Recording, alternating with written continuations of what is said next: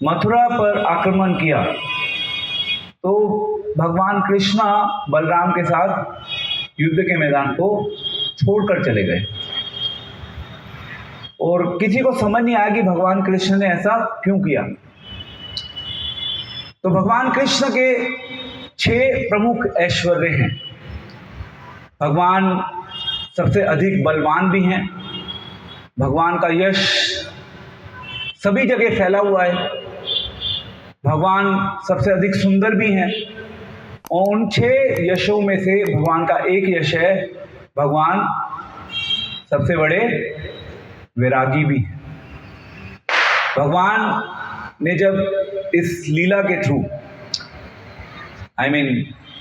रण छोड़, जब भगवान ने रण को छोड़ा तो उस लीला के थ्रू भगवान ने अपने वैराग्य का पूर्ण रूप से प्रदर्शन किया। और भगवान ने जब ये छोड़ा युद्ध का मैदान तो इसके पीछे बहुत से कारण थे। सबसे पहला जो मुख्य कारण था कि भगवान चाहते नहीं थे कि जो सैनिक हैं, तो 23 अक्षौणी सेना जरासंध लेके आया था, भगवान उनको सैनिकों को मारना नहीं चाहते थे। एंड एक तरफ हम देखते हैं महाभारत के युद्ध में भगवान ने इतने सारे सैनिकों को मरवा दिया।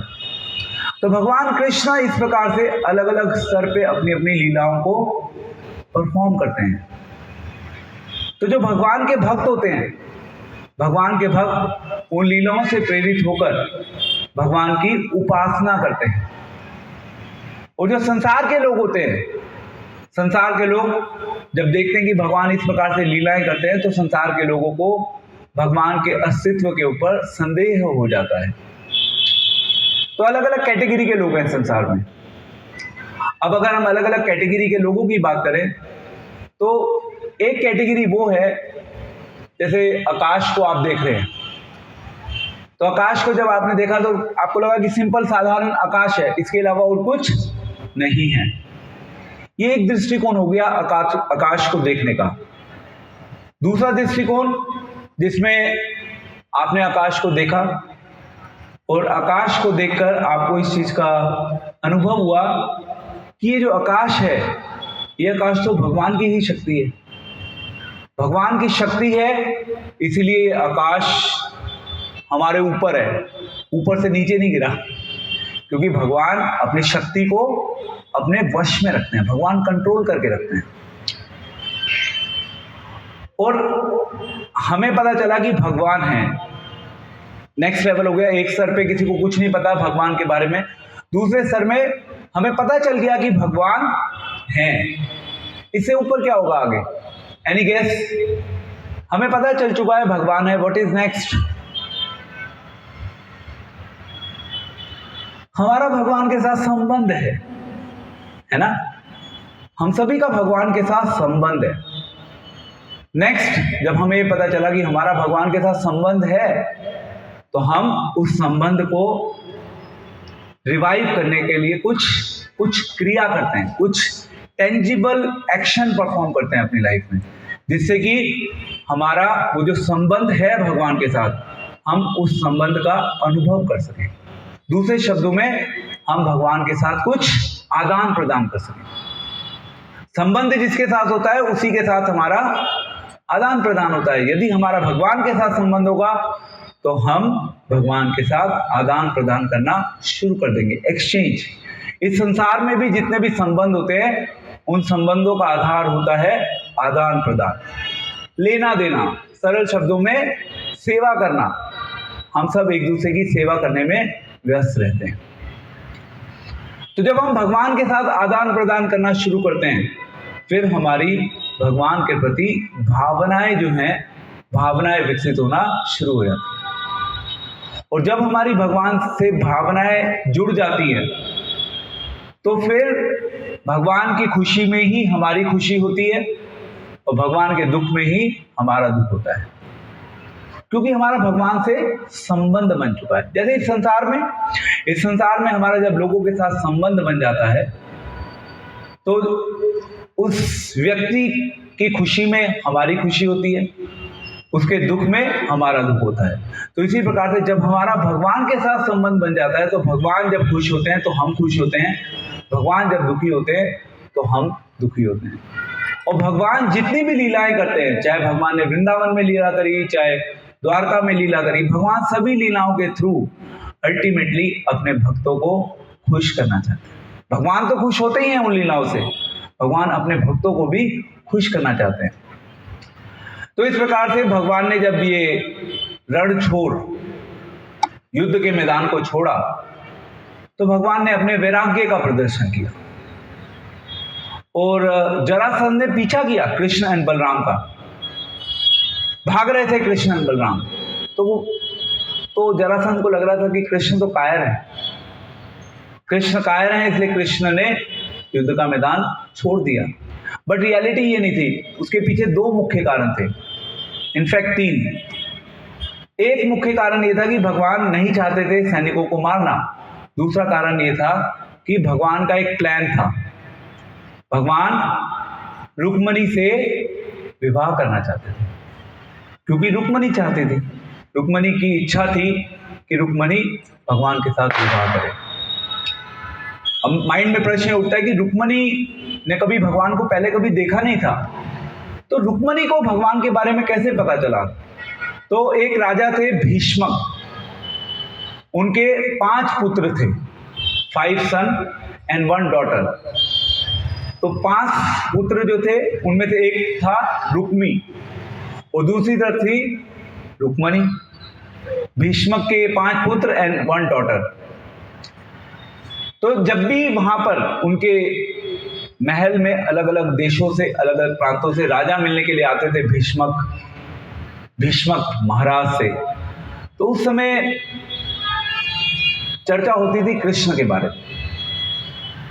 जब कृष्ण के बारे में राजा बताते थे राजा भीष्मक को, तो उससे कृष्ण के प्रति सुनकर, जब रुक्मणी ने सुना कृष्ण के प्रति बार बार अलग अलग राजाओं से, तो उससे ही रुक्मणी का भगवान कृष्ण के प्रति आकर्षण हो गया। उन्होंने इच्छा जाहिर की, वो कृष्ण से विवाह करना चाहती थी। एंड एज सच जो परिवार के सदस्य थे, किसी को कोई प्रॉब्लम नहीं थी, किसी को कोई आपत्ति नहीं थी। बट एक जो भाई था उसका नाम था रुक्मी। अब रुक्मी ने क्या किया? रुक्मी ने, जो रुक्मणी थी, रुक्मणी का विवाह रुक्मी ने शिशुपाल के साथ फिक्स कर दिया। अब शिशुपाल जो था वो तो कंस का द्वेषी, कृष्ण का द्वेषी था। एंड सारे परिवार वालों की इच्छा यही थी कि जो रुक्मणी है, रुक्मणी का विवाह कृष्ण के साथ है। रुक्मी ने गलत प्लान बना दिया था ना, मतलब शिशुपाल के साथ विवाह करने के लिए। तो रुक्मणी बहुत ज्यादा दुखी हो गई थी, परेशान हो रही थी। एंड फाइनली रुक्मणी ने एक प्लान किया। रुक्मणी ने पत्र लिखा। रुक्मणी ने पत्र लिखा किसको? कृष्ण को। अब कृष्ण तक पत्र को पहुंचाना था, तो रुक्मणी ने फिर एक योग्य ब्राह्मण को ढूंढा जो एक्चुअली में पत्र को कृष्ण तक पहुंचाए, जो रुक्मणी के साथ छल ना करे। तो एक शिक्षा जो हम रुक्मणी के जीवन से सीख सकते हैं, रुक्मणी ने क्या किया? रुक्मणी का भगवान के प्रति आकर्षण कैसे जागृत हुआ? कैसे जागृत हुआ? सुना ही तो था उसने, केवल सुना था उसने भगवान के बारे में, भगवान को कभी देखा नहीं था। तो हम भी यदि भगवान के बारे में बार बार सुनते हैं तो उससे हमारा भगवान के प्रति आकर्षण विकसित हो सकता है। एंड संभव है, जब आकर्षण विकसित होगा तभी हमारा संबंध बन पाएगा। तो शुरुआत होगी आकर्षण से। इसीलिए कृष्ण जो शब्द है ना, कृष्ण शब्द का अर्थ ही यह है कि कृष्ण सभी को अपनी ओर आकर्षित करते हैं। कुछ लोग कृष्ण की ओर पॉजिटिव रूप में आकर्षित होते हैं और कुछ ऐसे भी होते हैं जो नेगेटिव रूप में आकर्षित होते हैं, बट अल्टीमेटली कृष्णा हम सभी को अपनी ओर आकर्षित करते हैं। ये कृष्ण का गुण है। और जितना हमारा कृष्ण से आकर्षण बढ़ता है उतना हमारा इस संसार से आकर्षण जो होता है वो खत्म होता है। और यही एक टेस्ट है। यदि हम आध्यात्मिक जीवन में प्रगति कर रहे हैं तो आध्यात्मिक जीवन में प्रगति करना मीन्स इस भौतिक संसार से आकर्षण कम होना। तो रुक्मिणी का आकर्षण इतना बढ़ गया कि वो भगवान कृष्ण से विवाह करना चाहती थी। तो वो जो ब्राह्मण को चुना, ब्राह्मण भी ऑलरेडी एक भक्त थे, भगवान विष्णु के उपासक थे बहुत बड़े। तो वो पहुंचे, वो लेटर लेके भगवान कृष्ण के पास पहुंच गए।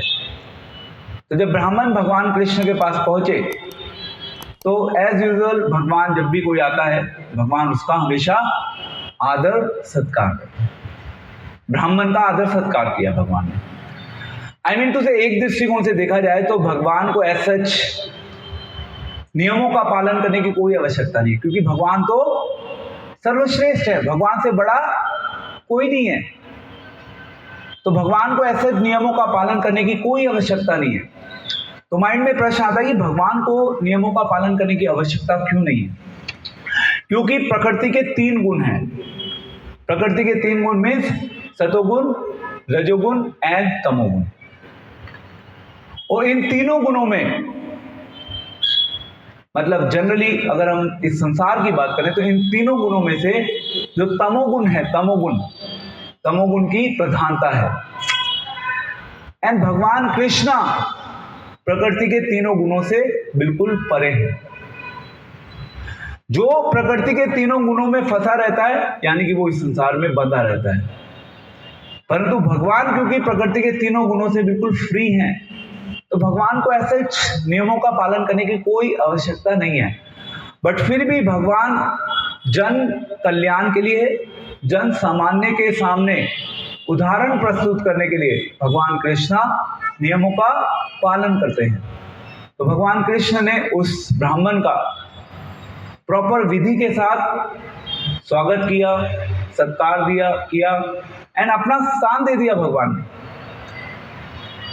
उसके पश्चात, सत्कार करने के पश्चात, अब भगवान को पता था कि ये ब्राह्मण आया तो डेफिनेटली कुछ कारण तो होगा, ऐसे ही तो कोई आता नहीं है, मतलब भगवान के पास कुछ रीजन होना चाहिए भगवान के पास आने का। तो फिर ब्राह्मण से पूछा भगवान कृष्ण ने कि भाई आप क्यों आए हो, आपका आने का उद्देश्य क्या है? तो फिर ब्राह्मण ने बताया कि भाई ऐसे ऐसे मैं लेटर लेके आया हूं। किसका? रुक्मिणी का। तो फिर लेटर खोलकर उन्होंने उस लेटर को दिया भगवान कृष्ण को और भगवान कृष्ण ने उस लेटर को पढ़ना शुरू किया। एंड रुक्मिणी ने ही भगवान कृष्ण को ये प्रस्ताव उस लेटर के थ्रू पहुंचाया था कि भाई अगर तुमने कुछ एक्शन नहीं लिया तो क्या होगा? अगले ही दिन मेरा शिशुपाल के साथ विवाह तय हो चुका है, तो मेरे लिए बहुत बड़ी प्रॉब्लम खड़ी हो जाएगी, मैं जी नहीं पाऊंगी प्रैक्टिकली, क्योंकि रुक्मिणी भगवान कृष्ण को अपने प्रेमी के रूप में स्वीकार कर चुकी थी। तो फिर रुक्मिणी ने ही ये सुझाव दिया कृष्ण को कि आप क्या करो, मेरा हरण कर लो, मुझे चुरा के ले जाओ। एंड ये जो चुराने की परंपरा है, आई मीन टू से चुराने के बाद भगवान का विवाह भी हुआ रुक्मिणी के साथ। ये जो चुराना है, ये चुराना मतलब हमारी आंखों से अगर हम देखें, साधारण आंखों से, तो हम क्या सोचेंगे कि भगवान इस प्रकार से चुरा रहे हैं। भगवान का चुराना भगवान को शोभा नहीं देता। जैसे हम सब जानते हैं भगवान कृष्ण ने गोपियों के वस्त्रों को चुराया, देन अगेन कृष्ण ने मक्खन खाया, माखन को चुरा कर खाया। कृष्ण जो पूरे ब्रह्मांड के स्वामी हैं सब कुछ कृष्ण के पास है और सब कुछ इस संसार में कृष्ण से आया है, बट फिर भी कृष्णा चुराते हैं। कृष्णा ऐसे ऐसे कार्य करते हैं जो इस संसार के जन सामान्य लोगों के दृष्टिकोण से लोगों को लगता है कि भगवान कृष्ण ने गलत कार्य किया। और ये डाउट कई बार हमारा मन में खड़ा भी होता है कि कृष्ण की क्रियाएं बड़ी विचित्र हैं, कृष्ण की क्रियाएं बहुत अनोखी हैं, तो ये कृष्ण कैसे भगवान है, कृष्ण ऐसे कैसे करते रहते हैं। तो भगवान कृष्ण इन सभी कार्यों को करके इस संसार के लोगों को ये दिखा रहे हैं, ये शिक्षा दे रहे हैं कि मैं इस संसार के नियमों में नहीं बंधा हुआ, मैं जो करना चाहूं मैं वो कर सकता हूं। हमारे पास हम जो करना चाहें वो हम नहीं कर सकते, हमारे पास वो शक्ति नहीं है, भगवान के पास वो शक्ति है। इसीलिए भगवान है और हम सब लोग क्या हैं, एक साधारण इंसान है। और कई बार हम सब कभी संसार में अलग अलग क्रियाएं करते हैं, तो हम उन अलग अलग क्रियाओं के माध्यम से हम भगवान बनने की कोशिश करते हैं, एंड हमारी कोशिशें विफल होती रहती है समय समय पर। तो आप कहेंगे कि प्रभु जी हम तो भगवान बनने की कोशिश नहीं करते। आप कैसे कह सकते कि हम भगवान बनने की कोशिश करते हैं? हम इसलिए भगवान बनने की कोशिश करते हैं क्योंकि हम इस संसार में, एटलीस्ट पूरे संसार को तो हम कंट्रोल नहीं कर सकते, बट जो भी चीज हमारे वश में हो सकती है, जिसके ऊपर हम काबू कर सकते हैं, हम उसको अपने कंट्रोल में करने का प्रयास करते हैं। एंड श्रील प्रभुपाद कहते हैं कि हम इस संसार को कंट्रोल करने की कोशिश कर रहे हैं, बट हम अपने मन को कंट्रोल नहीं कर पा रहे।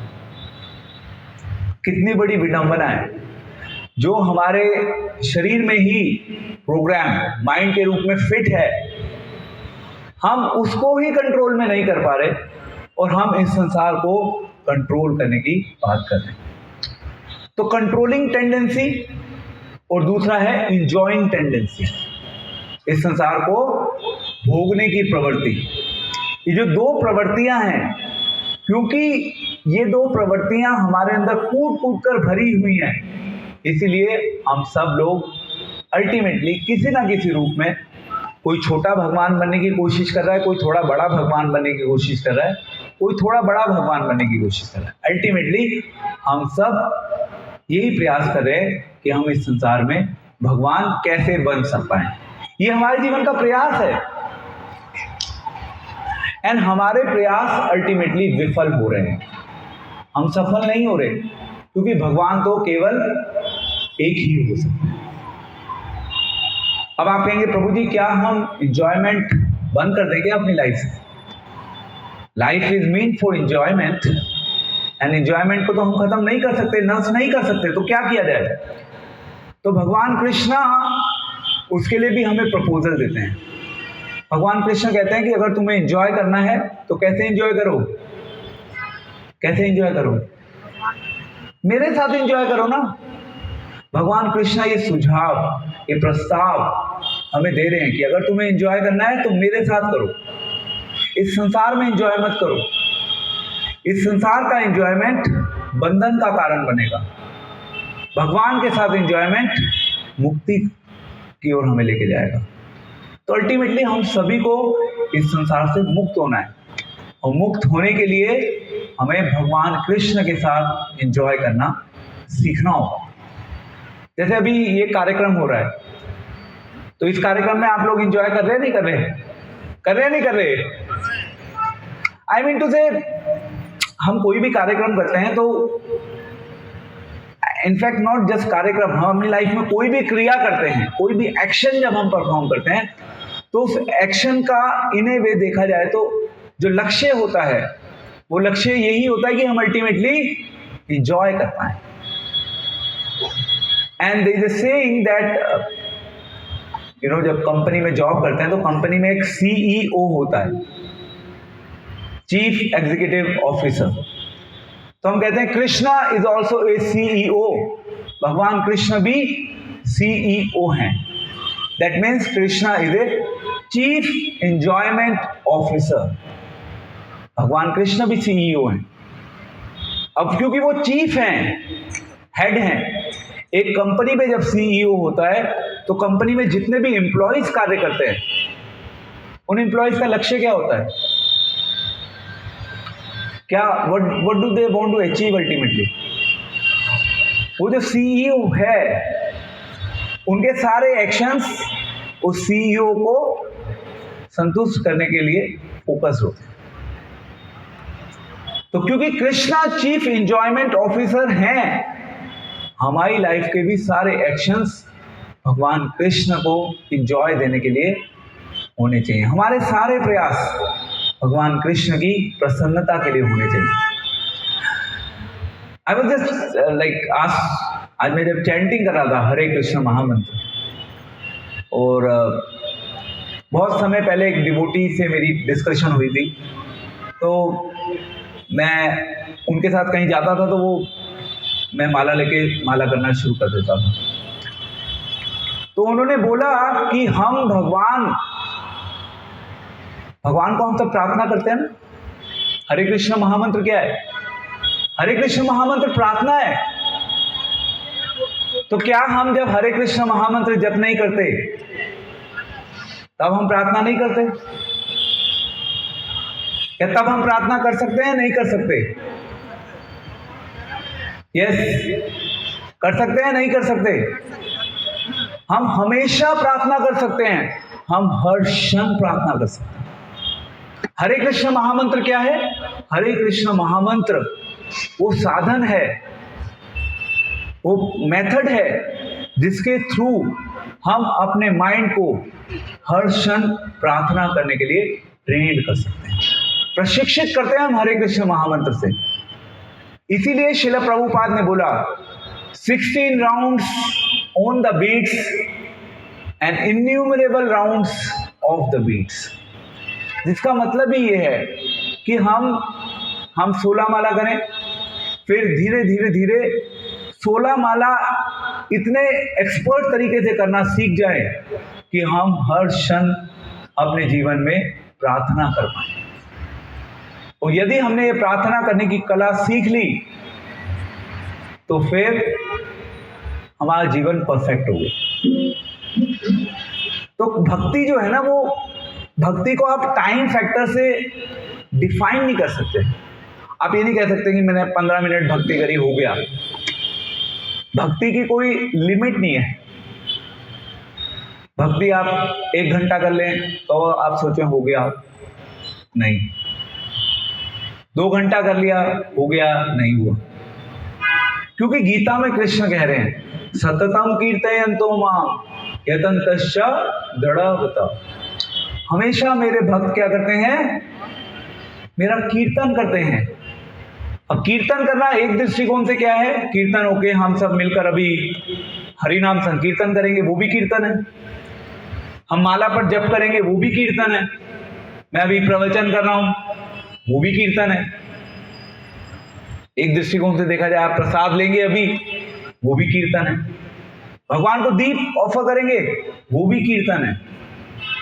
क्योंकि आपके जीवन में यदि आप भक्ति में एक्सपर्ट बन जाते हैं तो आपकी जीवन की हर क्रिया कीर्तन होती है। हमारी सारी क्रियाएं कीर्तन में परिवर्तित हो जाती है। मैं पता नहीं कहां से आ गया ये पॉइंट, वेयर वी वर।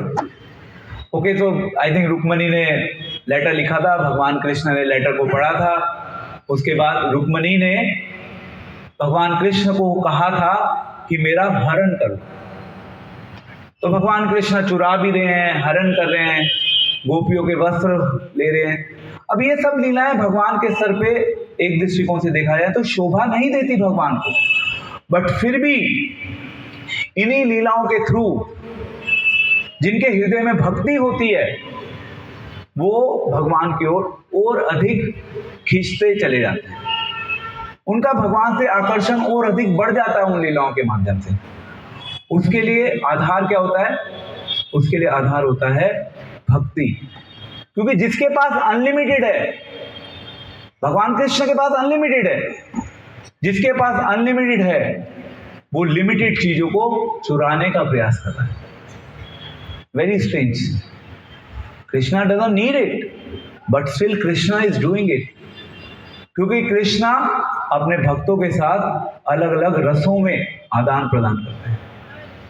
वो कृष्णा अपने जीवन में ऐसी ऐसी क्रियाएं करते हैं जो एक मानवीय स्तर पे नहीं की जा सकती। ये कृष्ण की विशेषता है। और कई बार कृष्ण साधारण क्रिया भी करते हैं, जैसे कृष्ण ने ब्राह्मण का सत्कार किया। जब नारद जी आए कृष्ण के पास, तब भी कृष्ण ने वेलकम किया। तो इस प्रकार से भगवान कृष्णा हमें ये प्रशिक्षण देते हैं कि किस प्रकार से जब हम इस संसार में एक साधारण मानव के रूप में अपने जीवन को जीते हैं तो हमें किस प्रकार से इस संसार में रहना चाहिए।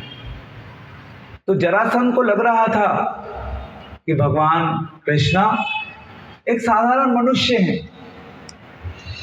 भगवान कृष्णा साधारण हैं और साधारण होते हुए भी कई बार भगवान असाधारण लीलाएं भी परफॉर्म करते हैं, और भगवान कृष्णा असाधारण भी हैं और असाधारण होते हुए भी कई बार कृष्णा साधारण लीलाओं को परफॉर्म करते हैं। ये कृष्ण का गुण है।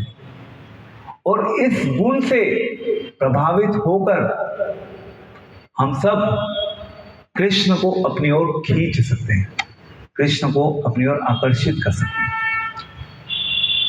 क्योंकि कृष्ण हमें आकर्षित कर रहे हैं, और यदि कृष्ण हमसे आकर्षित हो गए तो फिर कृष्णा हमें रिकॉग्नाइज कर लेंगे। एक भीड़ में जब बहुत सारे लोग होते हैं, जैसे कहीं बहुत भीड़ में बहुत सारे जब लोग चल रहे होते हैं, या अगर आप मार्केट में जाएं, बहुत भीड़ है मार्केट में बहुत भीड़ है, बट अगर आपके परिवार का कोई सदस्य उन 100-200 लोगों के बीच में है तो क्या करोगे आप? क्या करोगे? आप इमीडिएटली दूर से रिकॉग्नाइज कर लोगे, अरे ये तो मेरे घर का सदस्य है। इमीडिएटली आपकी अटेंशन जाएगी इसके ऊपर, आप उसको बुलाओगे। तो जब हम कृष्ण के घर के सदस्य बन जाएंगे तो बहुत सारी भीड़ में कृष्ण की अटेंशन हमारे ऊपर चली जाएगी, और जब कृष्ण की अटेंशन हमारे ऊपर जाएगी तो कृष्ण हमें बुलाएंगे, come to me, join back in my family, तुम मेरे परिवार का हिस्सा हो। हम सब भगवान के परिवार के सदस्य हैं। इसलिए बोलते हैं ना वो वसुधैव कुटुंबकम, this whole world is a family. किसकी फैमिली? कृष्ण की फैमिली। हम सब भगवान की फैमिली का हिस्सा है, एंड हमारे पास ये अवसर है कि हम सब भगवान की उस फैमिली को ज्वाइन करें। कृष्ण ने हम सबको ये अवसर प्रदान किया है। उसके लिए क्या करना है? उसके लिए भगवान की ओर थोड़ा सा खींचने का प्रयास करना, अट्रैक्शन विकसित करना है कृष्ण की ओर। जब हम कृष्ण को अपनी ओर अट्रैक्ट करेंगे, यानी कि जब हम कृष्ण की ओर आकर्षित होंगे तो कृष्ण हमारी ओर आकर्षित होंगे, और फिर कृष्ण हमें बुला लेंगे। किस लिए? अपनी फैमिली में बुला लेंगे। अपनी फैमिली में बुलाकर हमें कृष्ण के साथ इंजॉयमेंट का अवसर देंगे। इंजॉयमेंट करना हमारा स्वभाव है। तो इस प्रकार से जो रुक्मणी थी, रुक्मणी के प्रपोजल को भगवान कृष्ण ने स्वीकार किया, एंड फाइनली भगवान कृष्ण ने रुक्मणी के साथ विवाह किया। एंड क्योंकि भगवान कृष्ण ने रुक्मणी को चुराया था, इसलिए वो जो विवाह है उस विवाह को बोलते हैं राक्षस विवाह। चुरा के किया था ना भगवान ने, राक्षस विवाह भगवान। तो भगवान कई बार ऐसी ऐसी चीजें करते हैं जो केवल बुद्धि से समझ नहीं आ सकती, क्योंकि हमारी बुद्धि बहुत ज्यादा सीमित है। भगवान को समझने के लिए भक्ति चाहिए। बुद्धि तो एक स्तर तक काम करती है, उससे के बाद बुद्धि का ज्यादा रोल नहीं रह जाता। बुद्धि के बाद फाइनली भक्ति चाहिए होती है हृदय में, क्योंकि जब भक्ति हमारे हृदय में जागृत हो जाती है तो उस भक्ति के माध्यम से हमारे हृदय में समर्पण जागृत हो जाता है, और समर्पण होता है तो फिर हम त्याग भी करते हैं, और जब त्याग करते हैं तो भगवान देखते हैं कि इसने मेरे लिए इस चीज का त्याग किया है। यानी संसार में भी ऐसे ही होता है ना, जब कोई व्यक्ति किसी व्यक्ति के लिए कुछ त्यागता है, कुछ छोड़ देता है, कुछ सैक्रिफाइस करता है, तो हम उस व्यक्ति में अपना इंटरेस्ट दिखाते हैं। ऐसा होता है नहीं होता? यस और no? If someone is sacrificing something for you, then you become specifically interested in that person, because उसने आपके लिए त्याग किया है। तो प्रश्न ये उठता है कि हमने भगवान के लिए क्या कुछ त्याग किया? कुछ त्याग किया हमने? हमें सोचना चाहिए इसके बारे में। कुछ त्याग किया, या जैसी हमारी लाइफ चल रही है वैसी ही लाइफ चल रही है, बट हम फिर भी भगवान को अपनी लाइफ से जोड़ना चाह रहे हैं। हम जोड़ तब पाएंगे जब हम कुछ छोड़ने का प्रयास करें। कुछ छोड़ेंगे तो भगवान हमें पकड़ लेंगे, भगवान कृष्णा हमें अपने पास बुला लेंगे, एंड फिर हमारा भगवान के साथ एक संबंध स्थापित हो जाए। फिर हमारी भगवान के लिए ही भावनाएं होंगी, इस संसार से भावनाएं खत्म हो जाएंगी। Will not be interested in this world. Ultimately मनुष्य जीवन का लक्ष्य ही ये है। अब इस लक्ष्य के बारे में हम सोचते नहीं, क्योंकि ये जो संसार है, ये संसार हमें अपनी ओर खींचता है, और हम बहुत जल्दी प्रभावित हो जाते हैं इस संसार के प्रलोभनों से। और उन प्रलोभनों से प्रभावित होकर हम अपने जीवन की क्या वास्तविक आवश्यकता है, हम उस वास्तविक आवश्यकता को भूल जाते हैं। ये हमारी सबसे बड़ी भूल होती है, एंड उस भूल का परिणाम हम सब भुगतते हैं। हम सबको उस भूल का परिणाम भुगतना होगा। हम में से कोई भी बच नहीं पाएगा। अगर बचना है तो कृष्ण की शरण लेनी हो। यदि कृष्ण की शरण नहीं ली और इस संसार की शरण में फंसे रह गए, इन संसार के प्रलोभनों से आकर्षित होकर, तो फिर हम अपने जीवन में एक बहुत बड़ी गलती कर बैठेंगे। एंड मनुष्य जीवन का जो वास्तविक लक्ष्य है, हम उस लक्ष्य को भूल जाएंगे। तो भगवान कृष्णा ये जो लीलाएं परफॉर्म कर रहे हैं, उन लीलाओं के माध्यम से भगवान कृष्णा हमें बार बार हमें लक्ष्य का स्मरण करवा रहे हैं। उसमें उत्थिष्ट जागृत प्राप्य, ये उठो जब तक आपके जीवन का लक्ष्य पूरा ना हो जाए। एंड अल्टीमेटली हम सभी के जीवन का एक ही लक्ष्य है। हम छोटे छोटे लक्ष्य बना सकते हैं। मुझे इतना बैंक बैलेंस क्रिएट करना है, मुझे एक घर लेना है, 2 घर लेना है, ये सब छोटे छोटे लक्ष्य हैं हमारे। बट अगर हम वास्तविक लक्ष्य की बात करें, हम सभी के लिए, ऐसा नहीं कि केवल हरे कृष्णा वालों के लिए, हम सभी के लिए जीवन में केवल एक ही लक्ष्य है, वो है प्रेम पुमर्थो महान। यदि इस संसार में कोई चीज है टॉपमोस्ट, तो वो है प्रेम।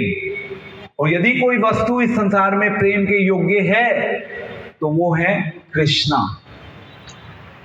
XYZ ABC से काम चलेगा नहीं।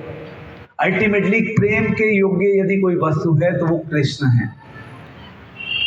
रुक्मणी ने एक ही बार सुना था, मतलब 1-2 बार सुना, और भगवान की ओर आकर्षित हो गई, उसका प्रेम जागृत हो गया। अब प्रॉब्लम ये है कि हम इस संसार में इतने ज्यादा व्यस्त हो गए, हम इतने ज्यादा डॉर्मेंट हो गए, डॉर्मेंट। हम सुन रहे हैं, हम प्रतिदिन सुन रहे हैं, बट फिर भी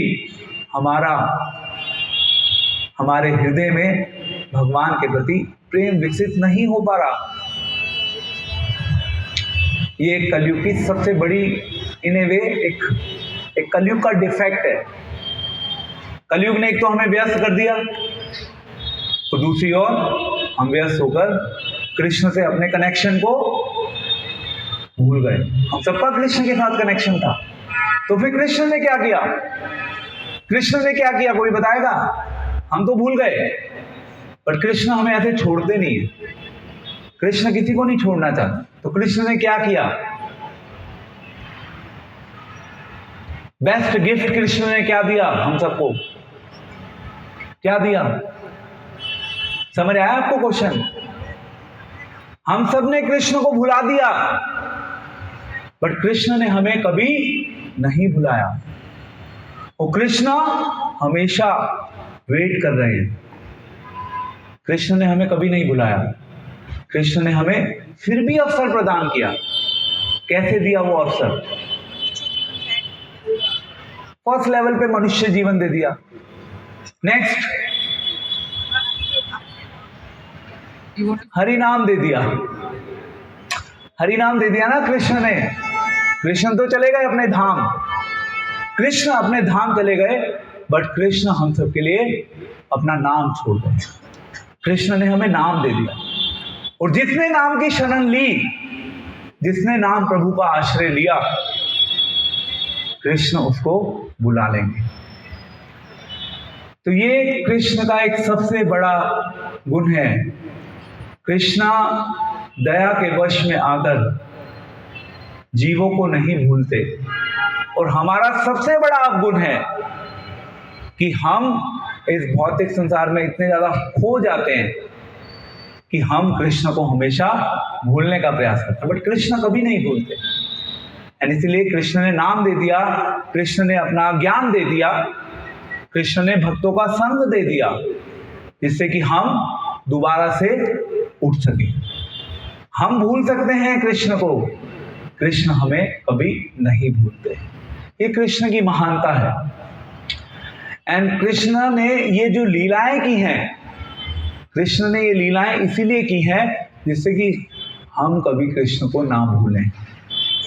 इसीलिए श्रील प्रभुपाद ने कहा, always remember Krishna, never forget him.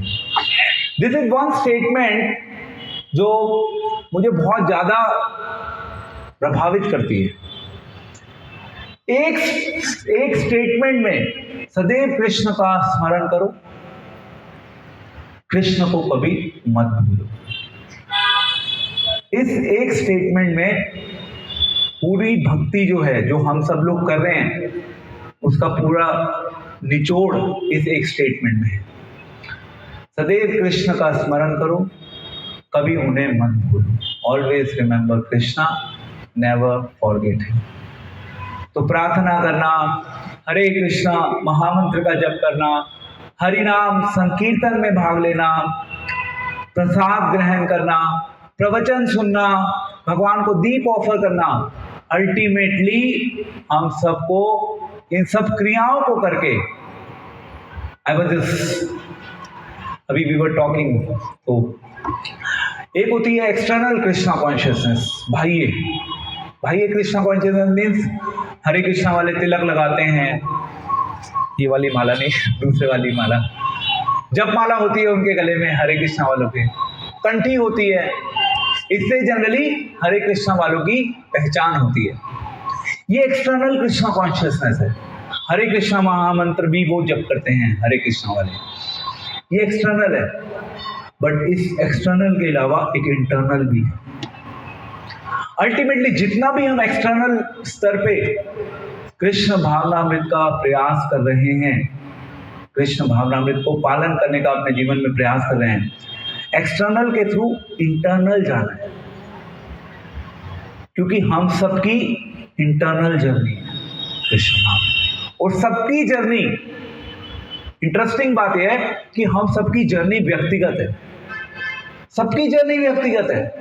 दूसरे शब्दों में हम सभी का भगवान के साथ जो संबंध है वो व्यक्तिगत है, पर्सनल है।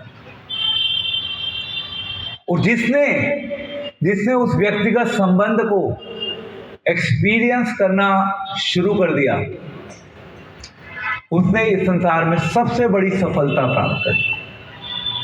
प्रैक्टिकली स्पीकिंग, आई थिंक उसके लिए और कोई सफलता प्राप्त करने के लिए और कुछ कह नहीं जाता इस संसार। तो हमेशा ध्यान रखिए, कृष्ण भावनामृत आपकी सबकी व्यक्तिगत जर्नी है और आपका कर्तव्य बनता है कि आप सब उसको अपने व्यक्तिगत स्तर पे उसको नर्चर करें। एक्सटर्नल लेवल पे हम सब मिलते हैं, नर्चर करने का प्रयास करते हैं, एक्सटर्नल है वो, बट इंटरनल आपकी अपनी इंडिविजुअल है। और ये कार्तिक मास का महीना, I mean to say, just I'll take 5 minutes more. It is something which is going on in my mind, so I just want to speak. I don't know, पता नहीं आपको कितना relevant लगेगा, but because मेरे mind में है तो मैं बोलना चाहता हूँ. Just 5 minutes last. So Krishna भावनामृत, Kartik मास का महीना हम सभी के लिए बहुत महत्वपूर्ण है। हम सुबह भी प्रोग्राम कर रहे हैं, शाम को भी प्रोग्राम कर रहे हैं। I mean, it's like completely involved into Krishna consciousness in a way. 1-1.5 घंटा सुबह लगाते हैं, फिर शाम को सब जगह कहीं ना कहीं दीपदान के कार्यक्रम में भाग लेते हैं। ये सब एक्सटर्नल है एक दृष्टिकोण से। उस एक्सटर्नल से आपकी अल्टीमेटली इंटरनल जर्नी में नरिशमेंट होना बहुत जरूरी है। कहीं ऐसा ना हो कि हम केवल एक्सटर्नल करते रह जाएं और इंटरनली हमारा बैंक अकाउंट खाली पड़ा। ऐसा नहीं होना चाहिए। तो इंटरनलाइज करने की कोशिश करें कार्तिक मास में। अब इंटरनलाइज करने का मतलब क्या है? मतलब यही है कि just in one word I would say, अगर तो आपको मननम जो है ना, मननम को बहुत ज्यादा स्ट्रॉन्ग करना होगा। एक्सटर्नल तो बहुत कुछ फैसिलिटी आपको मिल जाएगी, सपोर्ट मिल जाएगा एक्सटर्नली। इंटरनलाइज आपको करना है। दूसरे शब्दों में introspection, some introspection is required. हमारी कृष्ण भावनामृत कहाँ जा रही है? और ये ऐसा नहीं है कि केवल ये जिन्होंने इस्कॉन ज्वाइन किया केवल ये उनका कर्तव्य है, ये आप सबका कर्तव्य है। कार्तिक मास आप सबके लिए है।